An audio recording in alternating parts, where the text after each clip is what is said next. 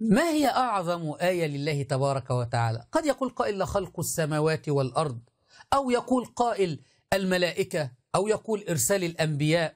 لكن في دين الشيعة الآية الكبرى والمعجزة العظمى، ولا يوجد آية عظمى لله أعظم منها، هو علي بن أبي طالب. أي علي أفضل من الجميع حتى من النبي صلى الله عليه وسلم. شاهدوا هذا المعمم.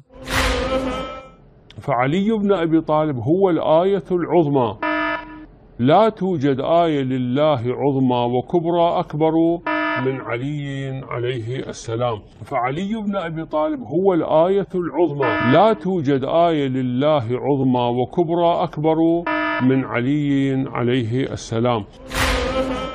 لا تنخدعوا بهذا التراث المليء بالمجوسية واليهودية والنصرانية. هذا المعمم نجاح الطائي نظرتم خلفه في مكتبته معظم هذه المؤلفات من تأليفه، لكنه يملأها بالتراث اليهودي النصراني المجوسي. بهذا ولا يوجد آية عظمى أعظم من علي بن أبي طالب، إذن هو أعظم من النبي صلى الله عليه وسلم. عمائم مزيفة.